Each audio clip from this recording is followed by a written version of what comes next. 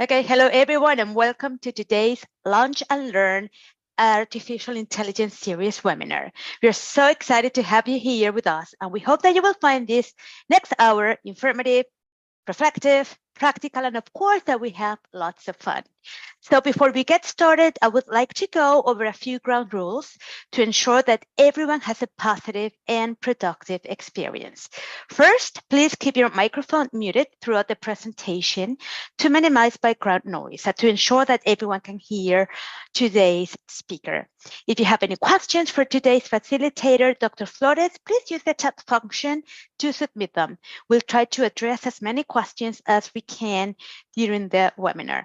Finally, we'll be recording the session for those who are not able to attend live.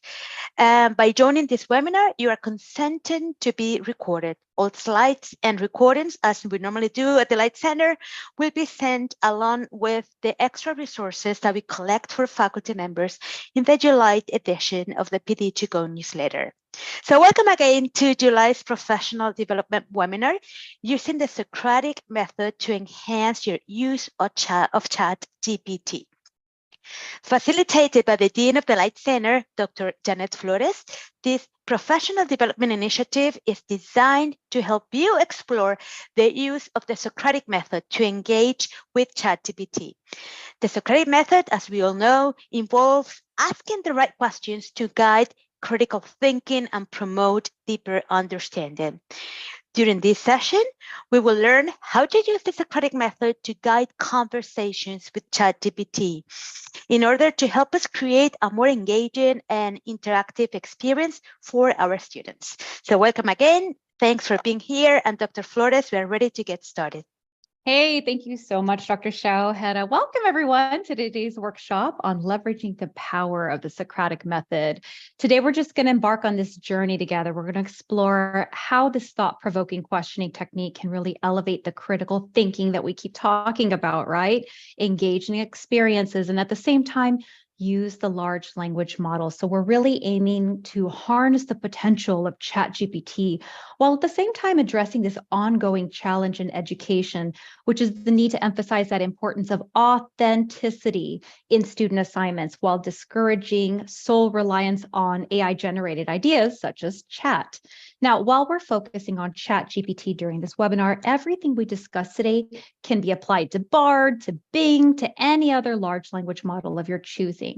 Now, as faculty, you may have noticed how the initial set of essays that students submit often brims with unoriginal thought, right? Students are resorting to regurgitation of ideas from AI or other sources. However, as students progress in subsequent essays, you probably witness this emergence of original thought coming to life, right? So it's essential for us as educators to really highlight and encourage those moments, to nurture student ability to formulate their ideas in original and compelling ways.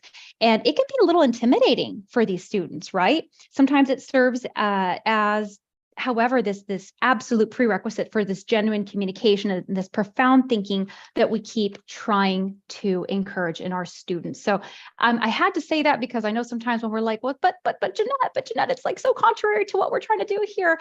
Guys, it's not a this or that, right? There is a happy medium to them both. So our session objectives for today: we're going to get to explore the principles and the techniques of the Socratic Method. We're going to be able to enable ourselves to ask effective questions and maximize that effective use of ChatGPT or LLMs in general. We're going to get to practice applying the Socratic methods to our interactions with ChatGPT, allowing us to structure questions that guide the conversations and those thoughtful responses that we're trying to elicit in our students. And finally, we're going to get to gain ideas on how to integrate, how to create engaging and interactive experiences for our students by integrating the Socratic Method and chat into our classrooms, stimulating that curiosity and fostering understanding and active participation that we are always aiming for. You ready? Let's get started. And the way we're going to do this is by taking a peek at the Socratic Method, looking at Chat GPT and large language models, and then learning how to apply the Socratic Method to chat, and finally finishing that last half of this workshop with an activity where you get to practice using the Socratic Method with chat, because activity is where it's all about, right? That's where you get to practice what we've just listened to. We are going to finish the workshop with group discussion. As always, reflection is very, very important to our webinars and workshops. Okay, so if you were fortunate enough to take Dr. Xiaoheda's crash course in Spoke on the Socratic Method, then really some of this might be familiar to you. And if not, just make a note, visit Spoke, check out that course. It's really awesome. So let's start by understanding the Socratic Method and its principles before we move on to the benefits of using this specific method in teaching and learning. So the Socratic Method is this instructional approach that involves asking probing questions that guide critical thinking and promotes deeper understanding, right? It's this powerful tool that encourages students to develop their own critical thinking skills, which happens to be a core competency, just note of the day. By incorporating that Socratic Method into your teaching practices, you can really create this engaging, interactive experience with your students. So instead of just delivering information to them, right, you can encourage active participation, stimulate that curiosity through the art of questioning. So let's imagine you're teaching a business ethics course. You want to explore the topic of corporate social responsibility, CSR. So instead of presenting this lecture style overview, you engage your students in a dialogue using the Socratic Method to promote critical thinking and deeper understanding. So you might start the discussion by asking questions like, what does CSR mean to you? Or what should businesses prioritize? Why should they prioritize ethical and social considerations alongside profitability, right? So these thought-provoking questions really encourage students to reflect on this role of business in society, to analyze the complexities of ethical decision-making. And by employing this method, again, you're fostering the critical thinking. You're encouraging them to consider diverse viewpoints. All right, so through this approach, you're really encouraging the students to become active participants, in that learning process. They're engaging in collaborative discussions, they're challenging their assumptions, they're developing their analytical and reasoning abilities. And if you think about it, at the same time using the Socratic Method, they're naturally nurturing skills such as empathy, effective communication, respectful dialogue. So just by using this method alone, you're creating that environment where students are encouraged to think deeply while supporting their ideas with evidence, right? Which is what we're doing anyway. And at the same time, they're articulating their thoughts coherently. That's what you're fostering by the use of the Socratic Method. So now that we have a solid understanding of the Socratic Method, let's consider how can we apply it to LLMs, large language models. We're going to consider it as we think of Chat GPT specifically and its capabilities. Now, if you've been following the hottest topic in higher ed right now, unless you've been living under a rock, and if you've been attending our March webinar and following everything in PD2Go newsletter, you know Chat GPT, large language models, AI, right? All of these things are super, super hot topics, and Chat is a large language model developed by OpenAI. It's a true landscape shifter. So that we are clear on wording and terms, OpenAI, by the way, it's an artificial intelligence research laboratory. So in essence, the company behind ChatGPT is OpenAI. Fun fact, by the way, it was founded in December 2015 by Elon Musk, Sam Altman, and others. And this chat tool can engage in conversation, provides responses based on its training data. At the same time, it's important to note the limitations of chat, right? There's a lot of models worth exploring. They all have their limitations, and we're going to go over that towards the end of the workshop. But really, we do have some limitations to consider, and we will be considering those today in this webinar. But it is designed to generate this text responses that simulate human-like conversation. So it's been trained on this vast amount of text data from the internet, which enables it to generate coherent and contextually relevant responses. So its purpose is to assist users in generating text right? Text specifically, and engaging in interactive conversation. So one of the really cool features about chat is its ability to understand and respond to prompts in a conversational manner. It can maintain context. It can refer back to previous parts of a conversation. That allows it to continue more natural and coherent interactions with the users. And that makes it a potentially valuable tool for engaging with students and for promoting interactive learning experiences, which is the point of our time here today, right? It's important to acknowledge again that while it can provide informative, helpful responses, those limitations. Now, listen, it's been trained on existing data. It does not possess personal experiences, right? It does not possess real-time understanding of the world. That may change, however, if you've been following what's going on with the development of large language models, right? But for now, chat is still limited to information up to 2021. So it doesn't really have an awareness of news or events that has occurred since then. Therefore, we really have to critically evaluate the responses that are generated by chat and consider them as a starting point, if anything, for further exploration and discussion.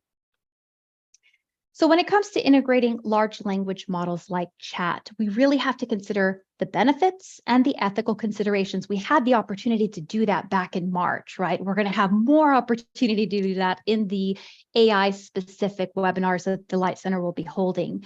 These tools, they really hold the tremendous potential for supporting students in their learning journey. They grant them instant access, and access, folks, is the key word here. Instant access to information, to fostering engagement through interactive conversation. So we really have to strike a balance in their use by promoting critical thinking, yes, at the same time, information verification, right? Instead of just relying on AI-generated responses. So chat can provide valuable assistance. We still have to, however, encourage students to think critically, verify, right? What do they say? Trust but verify, right? Helps them cultivate the skills that empower them to navigate the complexities of this really increasing AI-driven world. So now that we've considered chat, now that we've considered the capabilities, how can we apply the Socratic method to enhance our interactions with chat? Your ability to develop those open-ended questions that Socratic method calls for is going to be the key to the success of effectively using Chat GPT. So moving away from asking chat yes and no questions and asking it open-ended questions that require thoughtful consideration and analysis as well. These are the kinds of questions that prompt chat to think more deeply and provide more comprehensive responses that encourages that engaging conversation with this tool. Here's what I mean. Something to make note of before I get into that, now that I think about it, is that these enhanced interactions with chat that we're focused on today, this all has a name, right? The constant refining of the prompts is called prompt engineering, or it's the process of modifying or fine-tuning the prompts given to LLMs to influence responses. There is a link to an article, really liked it, hope you enjoy it. It's been placed in the Zoom chat to help you take a look for further reading. So for example, instead of just asking chat, hey, what's the capital of France, right? You only get one answer on that one, right? It could yield to a very straightforward answer. So we utilize the Socratic method and we ask it a question such as, how does the historical and cultural significance of Paris contribute to its status as a global capital? This is the kind of open-ended question that invites chat to consider multiple factors, historical context, right? Provides that in-depth response that we probably want other than just the answer Paris. So if you may have noticed, when you formulate open-ended questions to ask chat, you've got to be clear, you've got to be concise, you have to be specific. If you craft your questions really well, you are going to guide that conversation and encourage chat to explore different perspectives or analyze various aspects of a topic. And at the same time, our prompts are not always going to be spot on from the get-go, right? That's what prompt engineering is all about. So you really have to incorporate follow-up questions that further probe chat's responses. And these kind of follow-up questions can encourage the model to delve deeper into its reasoning, right? Provide that supporting evidence, consider alternative viewpoints. So really get comfortable with it. Interactive dialogue with chat is going to allow for that dynamic conversation that you're probably aiming for. So now that we've explored the principles of the Socratic method and we've discussed chat, let's think of some ways we can integrate chat into classroom activities and assignments. One way to incorporate it is by creating virtual role play scenarios. So here's an example. You assign students specific roles. You encourage them to engage in conversations with an LLM, embodying different perspectives or historical figures relevant to that specific topic. So let's just say you're teaching literature and you want to utilize chat for role play. Your students are studying a novel and they want to explore the perspectives of different characters. Perfect. So you as the instructor are going to assign each student a character from the novel, and you're going to ask them to engage in conversation with chat, taking on the role of their assigned character. So they can ask questions related to the character's motivations or thoughts or actions. Let me dive in a little bit deeper on this example. Are there any Sherlock Holmes fans out there? I'm a huge Sherlock fan, just by the way, huge. I'm like fangirling over here. The BBC series, by the way, is the best, hands down. I mean, it's going to rock your world. Turn it on, guys. Let me know what you thought by G-chatting me later on. But let's just take Sherlock as an example. So for instance, this student is assigned the character of Sherlock Holmes in a study of detective fiction, right? And it's on with one of the LLMs. So we'll say chat. And it could ask chat, or excuse me, he or she, or the student can ask chat about Holmes' deductive reasoning process or seek insights into Holmes's investigative strategy. So it could say something like, "Dear Chat GPT, I am Sherlock Holmes, the renowned detective, and I'm really intrigued by your ability to analyze mysteries. Can you share your thoughts on the importance of deductive reasoning in solving complex cases?" Right? So it's this kind of interactive dialogue between the student and chat that's going to foster the dynamic exchange of ideas. It's going to be kind of fun, right? Here's another example. The collaborative problem-solving activity process. So you're presenting students with a complex problem or scenario related to the subject matter, and then you put your students in small groups. And then you tell your students, go and engage in conversation with an LLM to gather information, to discuss potential solutions, to critically evaluate the implications of each option. So let's just say you are in COTE, you're teaching in COTE, and your students are studying cybersecurity and data privacy, and you really want to use this approach, right? You're providing your students with a case study involving a security breach or privacy concern, and you are telling them that in small groups, they need to engage in conversation with an LLM of their choice. They can analyze the situation, they can identify vulnerabilities, they can propose effective security measures, and they can discuss the ethical implications of data handling. So they might say something like, "Hey, chat, here we are, our small group of cybersecurity analysts, and we are tackling a recent security breach case study. We need your insights to identify vulnerabilities, propose effective security measures, and address ethical implications of data handling. How do we strike that balance between data privacy and security protocols? Please guide us." Right? Pretty neat, right? All kinds of stuff you can do. All right, another example. You're teaching in the College of Education, and you want to use chat to help your aspiring educators develop lesson plans for a specific subject. So maybe your classroom activity can be for your students to engage in a conversation with an LLM of their choice, to brainstorm creative teaching strategies and instructional approaches and engage in activities. So they seek feedback from chat on their lesson plans and receive suggestions. So they might say something like, "Hey, chat, we are a group of educators," or maybe you have them doing solo work, right? "I'm an aspiring educator. I'm developing this lesson plan for equity in the classroom. I need your insights on creating teaching strategies, engaging activities, incorporating tech tools. How do I make my lesson interactive, inclusive, aligned with best practices," right? Please provide feedback. Please provide suggestions. So much you can do. All right, last example, I promise. All right, so you want to help your students develop professional communication skills. We can all use a little help with this, am I right? All right, so you tell your students to engage in conversation with an LLM of their choice to practice business writing, like composing professional emails or crafting persuasive proposals, which, by the way, I love its feature to rewrite something into a more professional manner. I do this all the time. Sometimes I'm like, oh my gosh, this doesn't sound right. Can you help me reword this?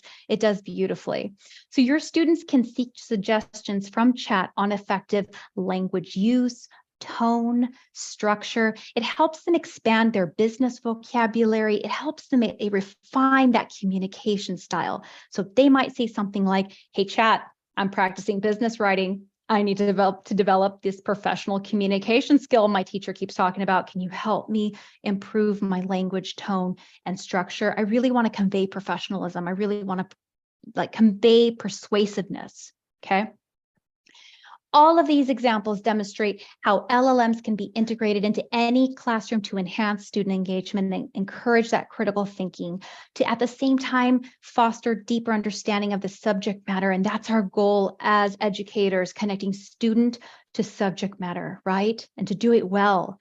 And just think, these examples, these are just a glance at how many classroom activities you can integrate. So I really encourage you to brainstorm ways you can incorporate chat into your specific teaching context. And if you want more examples, reach out to the Light Center. Dr. Xiao Heda could come up with examples all day long, while at the same time maintaining and keeping in mind the learning outcomes your course is focused on. Now, the Zoom chat does include a link to a Forbes article on how to improve your prompts, since we have been talking about prompt generation and better ways to do that. Okay, my friends, in order for you to integrate the activities into your classroom successfully, you first got to engage in a little practice first. Now is not the time to be intimidated by this tech, okay? AI is not bigger than you. Do not be intimidated. So I'm going to break you out into rooms, or Dr. Shawaheda really will do that on my behalf. Thank you so much, Dr. Shawaheda. You're amazing. When you get to your room, have one person share their screen, somebody who has an LLM sign up already, right? It could be anything. Chat is fine, but if you want to use Bing, if you want to use Bard, by all means, please do. The idea here is all group members should be engaged and should be practicing. Now, each group is going to engage in a conversation with the LLM of their choice using the Socratic method. And the goal is really to practice asking effective questions and eliciting thoughtful responses from the model that you choose. Okay, now do me a favor, screenshot this page. Remember what we've discussed so far and how the Socratic method involves asking thoughtful questions and engaging critical thinking to deepen understanding of a topic. So in this activity, you are applying the Socratic method to your conversations with the LLM of your choice. So choose from one of the following topics, totally your choice. You can either do ed tech, you can do the future of work, and you can do, or I should say, if you really want to get out there and achieve human machine collaboration, but at least do one of these three. You are going to have 10 minutes before we return to group discussion. Now listen, during this activity, it would be really helpful for you to make mental note of the following points. I really want you to focus on what insightful questions did you ask the LLM, or what questions arose during the conversation? And at the same time, what didn't work? Okay, so test out different types of questions. How deep can you go? Okay, what are the perspectives that emerged during the discussion with the LLM? What were the challenges? And finally, we are going to, when we get back to group discussion, we are going to talk about the ethical considerations or concerns. So focus on those concerns, focus on the considerations that were raised during the conversation. All right, have a wonderful time, and we'll see you back here in 10 minutes. Okay, Professor Flores, how many breakout rooms do you want me to open? Of your choice. We need at least 3 people in each room. Okay, so I'm going to open 5. We have 29 participants. I'm going to open 5, and I'm going to leave a group in the main room for recording purposes. Sounds wonderful. Thank you so much.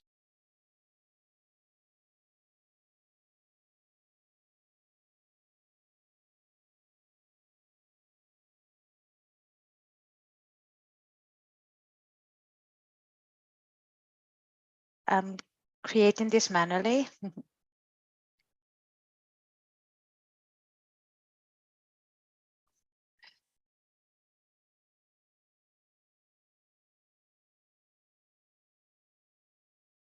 Okay, I already assigned some of you to different rooms. If you are not assigned to any, it means that you need to stay in the main room.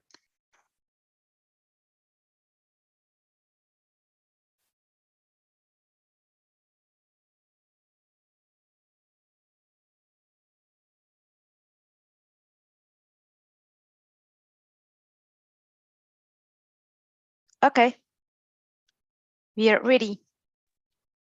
Everyone Oh, has this is joined the a rooms. really fun group. Oh, I'm so excited. I'm so excited about this. Miss Crawford, would you mind sharing your screen? Would you mind being that person? I can do that. Thank you so much.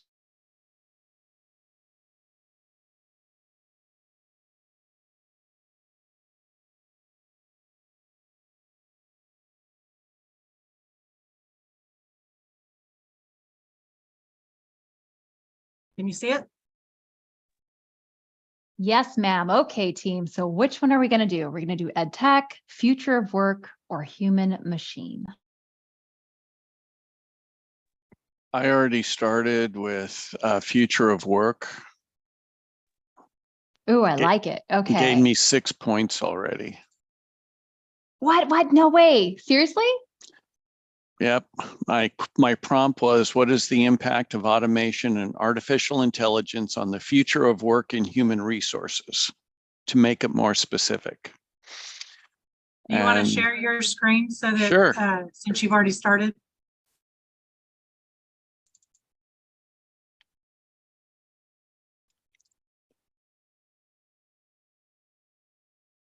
Professor Lipo, can you open up your window as big as it'll go?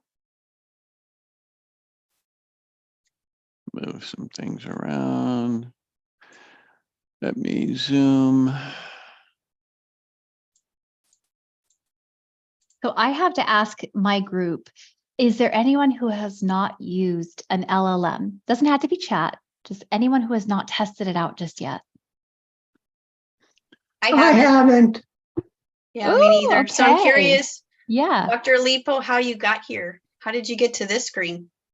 I went to Chat GPT and then asked it the question. And the question was this right here. Yeah. So Professor Pantoja, if you go to chat.openai.com, it's going to guide you to create an account. That's one, for example, if you wanted to use chat. And that's how you would get started. Once you create the account, it's pretty intuitive in my mind. Yeah, it's pretty intuitive. You just hop Can right we into have it. the address again? Chat.openai.com. And I just put it into the Zoom chat.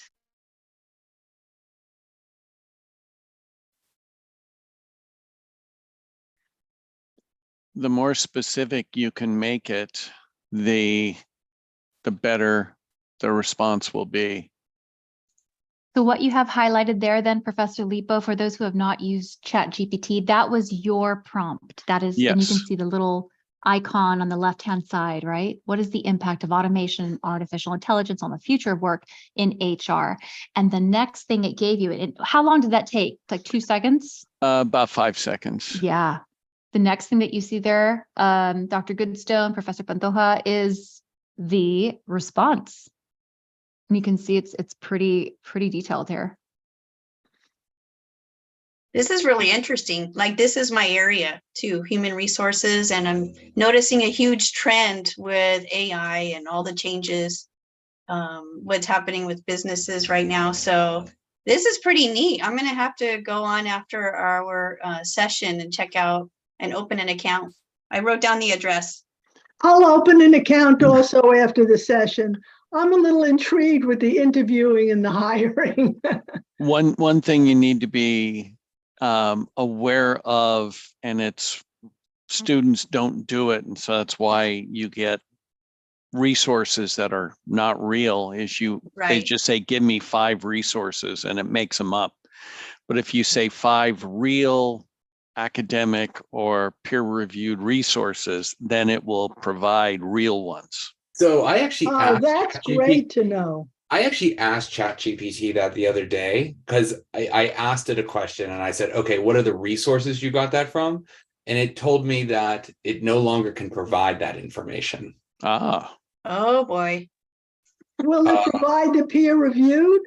Let me see if I can find that. well, it chat. has access up to a certain point in time. So Anything in the last 18 months, though, it does not. it said to me, I asked the question, in what ways can the historian address challenges that are encountered in the research process? And then it gave me 8 different answers. And I said, can you provide the sources for the information you provided? And it said, as an AI language model, my responses are generated based on a mixture of licensed data, data created by human trainers, and publicly available data. I have not been directly trained on specific sources, nor do I have access to database of sources. What one area it does pull from is the Z library, which is a violation of copyright. The Z library itself is a violation of copyright law. And matter of fact, some people have sued OpenAI and others, including Bard and Bing, because it's pulling copyrighted work without giving proper references and citations. Can I say something, Dr. Lippel and Dr. Rosner? I mean, instead of asking all those sources, if you asked, can you give me a reference for this source, this particular source? Maybe, I mean, that would be a way to get it. Would you think? I don't know. It's very well possible. I mean, I use Chat GPT. So I'm a student at another university. I'll turn my camera on. Hi, everybody. I'm actually here. And I ask it like discussion board questions that I have. Now, I do not copy and paste it. I wanted to say that right off the bat. That was going to be my next Right. question. No, Students because- can just copy and paste their direct. Right. Yes. But because, Professor Lipo, if you don't mind, can I share my screen? Sure. So let me, here. So I noticed some of my students' discussion board responses are like worded in a way where I'm Yeah. like, I don't think that's your wording. Right. But- So like you can see here, I wrote, what is the role of the historian? Okay. Because that was the discussion board question. It was, Right. what is the role of the historian? And it Exactly. it gave me a list of 6 things that historians do.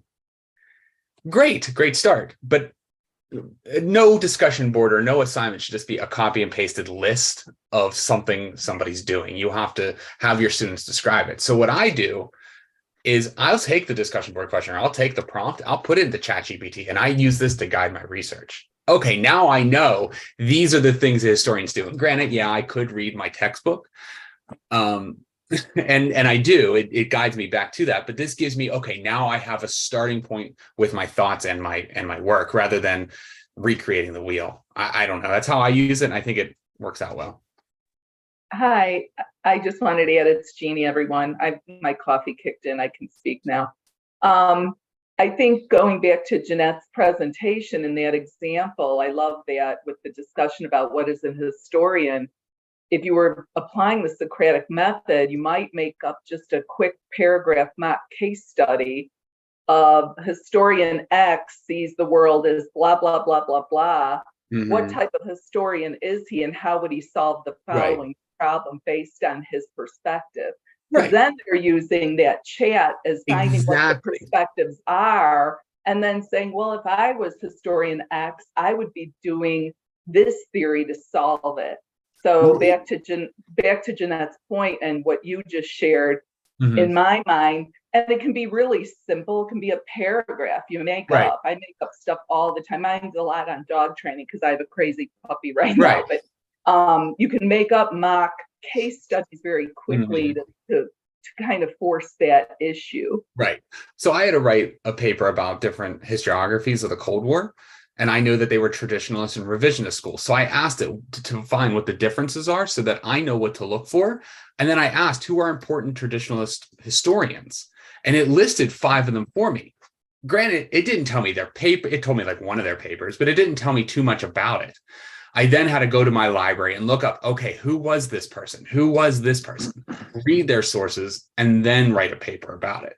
So in essence, it cut out 20 hours of me just messing around in the library, rather than now I can go right to these sources. And I didn't just use those. They obviously led to other ones, but you know what I mean.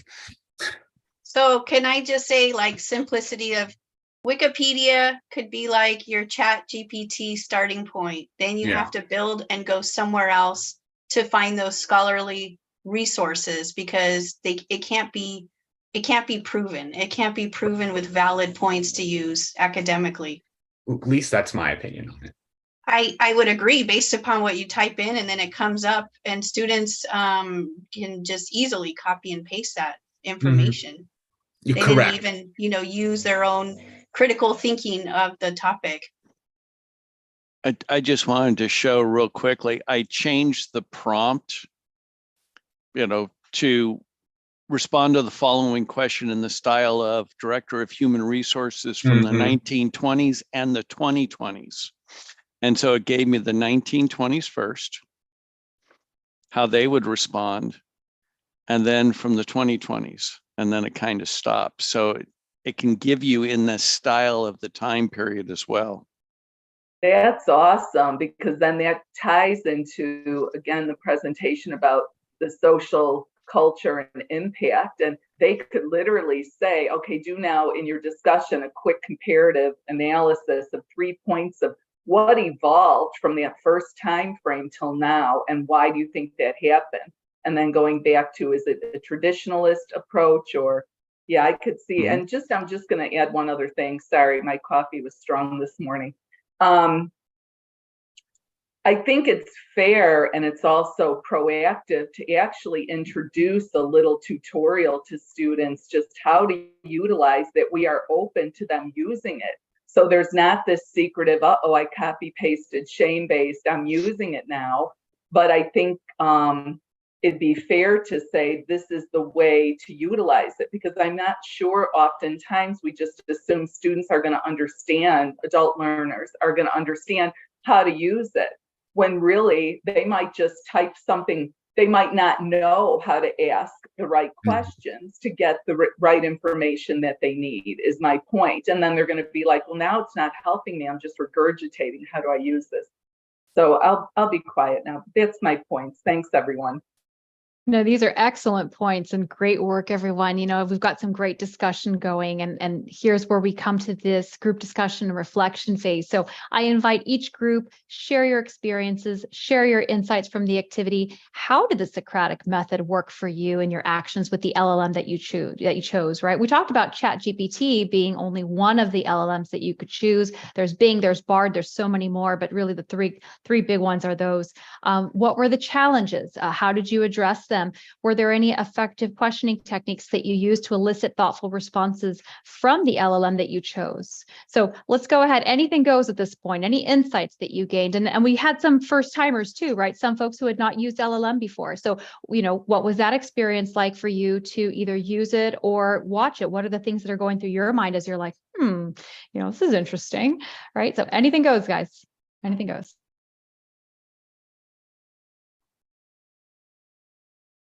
Well, everyone kind of came back while our group was talking, so they already heard it. So then maybe on that note, our group was talking about fake sources as a challenge and an ethical consideration, right?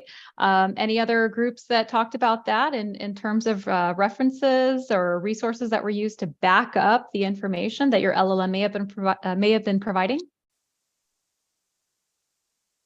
We noticed that. We know some of the references can be made up or fake unless you ask for specifically peer-reviewed journal articles, scientific evidence, science. And then once it gives you the reference, you need to go into the Learn or to our database and actually see that a scientist wrote it.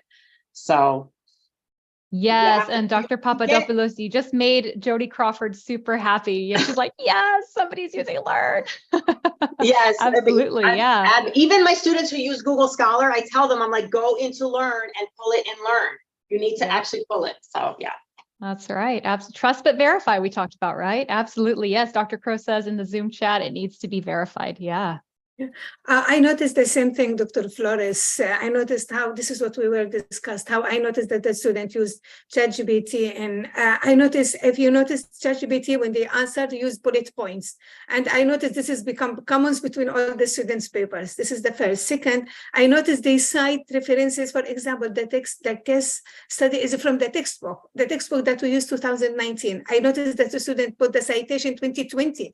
I checked, there is no 2020. So, and this is also the same reference between the students. So this is, I guess, even if we post a question, but the student, they still use it in different ways. It's true. Absolutely, Dr. Nino. Good. Other experiences as you use the Socratic method with the LLM that you selected? Did anybody not use Chat GPT? How about that? Did anyone use Bing, Bard, or anything else that we have not mentioned today in their groups? No, has anyone used Bing, Bard, or any other LLM that we have not discussed? And what has, okay, Dr. Amory, talk to us about your experience using something other than Chat GPT. No, I tried ChatGPT and tried the Bard, Bingo also, Bing, I mean. But I feel that the ChatGPT is easier way as a Google. Just you asking the question. That's asking them.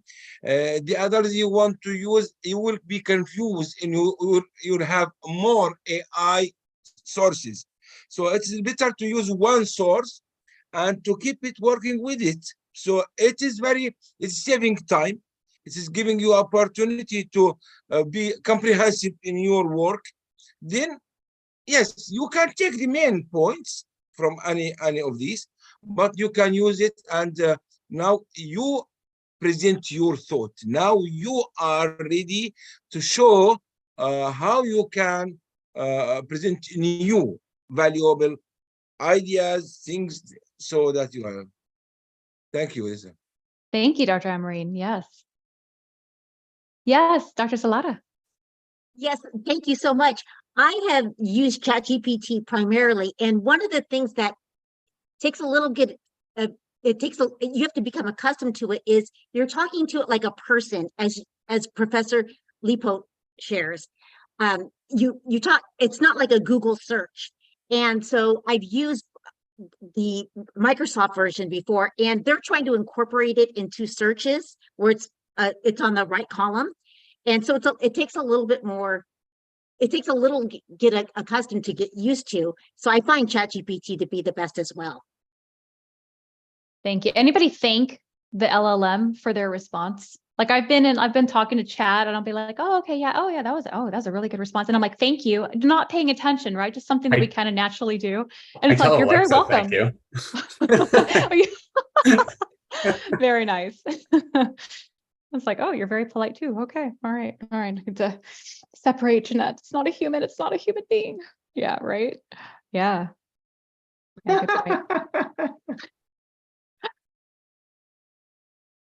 Other insights, challenges, ethical considerations on LLM using the Socratic method. Anyone think they're going to use the Socratic method? Maybe some of the examples that we talked about today. Have a little fun with it. Why not, right? Spice up the classroom, right? Yeah. Dr. Salata's like, oh yeah. So Jeanette, I have a question. Yes, ma'am. And again, in all transparency, I'm not on the fence with this yet, right? Everybody, more people in here don't know me yet. If I'm not on the fence, I'm still off the fence, right?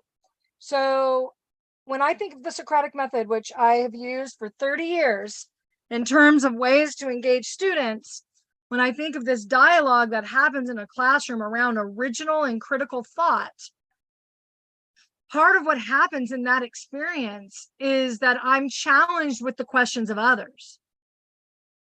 Well, how is ChatGPT challenging me with its own questions so that I can come at it? Because all I've seen so far is I ask it questions and it brings back information to me. So in terms of right? Nick, I saw that in the chat and I agree with you. I don't necessarily know that I want that, but if we're really going to talk about this exchange, and if we talk about how does this replace, and I watched a big thing, if this was on 60 Minutes last night, and you should see Google, like it's pretty amazing what's happening. And 10 or 12 years ago, they interviewed a company that was doing this and they couldn't get funded. They couldn't find investors, and then they just sold it to Google for millions of dollars, right? So I can only imagine what is going to come with this. It may be able to ask me questions back, but what is that? How does it really become Socratic in that way? I'd like to know if anybody sees that. Did anybody get a question back? Yeah, and Dr. Crow would be a great person for this. It was just about to say the same thing. Dr. Crow, you want to answer Dr. Constance's question about that? I may not be the most expert person in this room, but what I did take was a class on prompt engineering, and it showed me different patterns of prompting Chat GPT, and one of them was called a game pattern prompt, where you say to Chat, I'm going to give you certain information, and I want you to come back with a question, or we're going to play a game, and I want you, and you can really get some pretty good prompts that probe your understanding of the subject. That's really interesting, Liz. So in order for it to really engage in that kind of Socratic area, we have to teach it.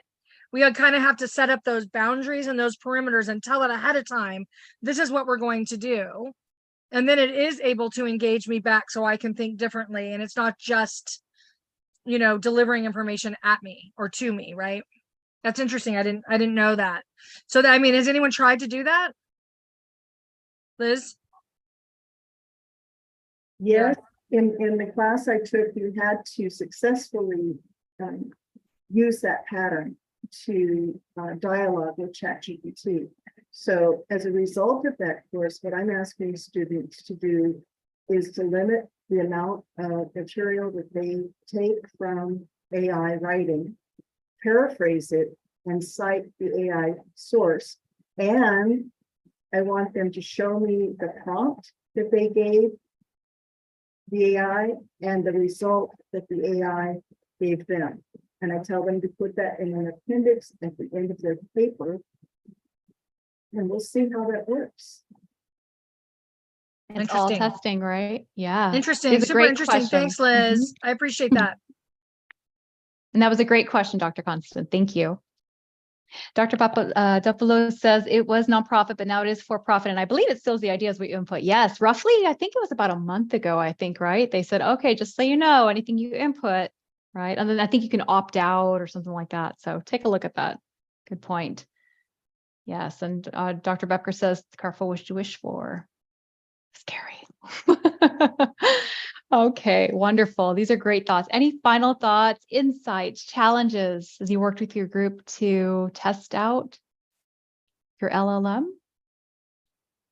Dr. Flores, as we're developing this and we can see the kinds of questions and challenges that we have, we sent out a presentation to the students months ago, a couple of months ago now, from Dr. Tenesio, how to approach AI. And I think we need to go much further than that and come up with what our response will be on an ongoing basis to students and what exactly we require of them. I love what Dr. Crow is doing, but I don't know if I would do that in my classrooms or how much of it would be required of the students. But it's essential because we just get work now that has nothing, no sourcing, no paraphrasing, and we're not sure where it's from. So it has to be managed, our response and our students' response. Yes, very good point, Dr. Goodstone. Absolutely. Yes. Okay, excellent work, team. Okay, let's go ahead and where is my present? Here we go. There we go. All right, work, folks. So our very next AI-focused webinar is coming up on August 10th, 8 a.m. and 12 noon is strongly recommended. Unlocking the potential of practical learning in Capri. That's not AI focused, my apologies, but that is one of the really cool ones coming up. But AI for writing instruction is on Thursday, August 24th at 12 noon, facilitated by the Writing Center. So if you had a really good time or you found any part of this webinar interesting, please do attend one or both of those upcoming webinars. You will not regret it. Please be for sure to fill out the 1-minute survey in the Zoom chat on today's webinar. Let me know if you found this workshop helpful, how we can improve it. There is always room for improvement, right? Continuous improvement at our institution. Your feedback is really what we use to offer you spaces like this to discuss and practice what interests you. But until then, I wish you a wonderful rest of your week. Happy Monday, and we'll see you all online. Dr. Flores, can I just put in a shameless plug for Engage?